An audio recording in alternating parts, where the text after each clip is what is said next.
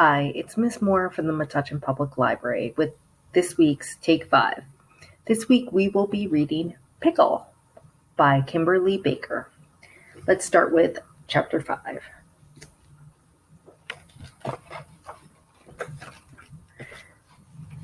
The Stink of Room 121. After a couple of days, the whole school seemed to be waiting to see what might happen next. I went online to check out the free classified for inspiration, but nothing jumped out at me. This time it was mostly old carpet that somebody's cat peed on and stuff. There's nothing funny about that, even with the stink factor. When you search online for pranks, it's mostly the same 10 or so on a bunch of different sites. I learned that high school kids do a lot of the same tricks again and again.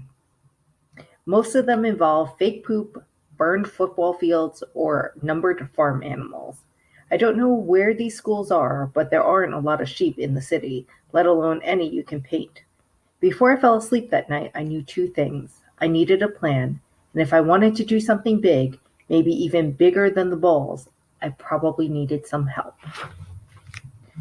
By Monday, everyone in the whole school had heard about the balls. Even though only a little bit of the smell stuck around, Room 121 officially became known as the Pit of Stink. Some kids said it was like we were the worst sixth grade homeroom, but I think it made Room 121 sound like there was a mysterious adventure happening.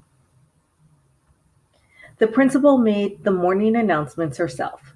She did the 1, 2, 3 eyes on me claps that she always does, even though she was in her office where we couldn't see her, and it was just her voice blaring out of the classroom speakers.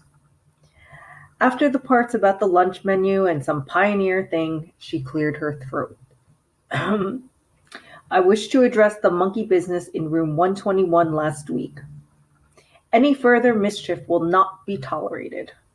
While the stunt with the balls might have been a temporarily amusing lark for some, please remember that the student creativity should be confined to the traditional arts or music. Practical jokes toy with the molds of good character. I know this will be the end of the matter. Thank you. It was like a dare. Kids were more interested than ever in the pit of stink. Everybody asked everybody else if they knew anything about it. People wondered if they might have been in an inside job from somebody in our own homeroom. I asked people too, and said over and over how awesome and genius it was, but just to throw off suspicion, not like I'm conceited. I hope you enjoyed that excerpt from Pickle, and feel free to check it out from the Metuchen Public Library. See you next week. Bye.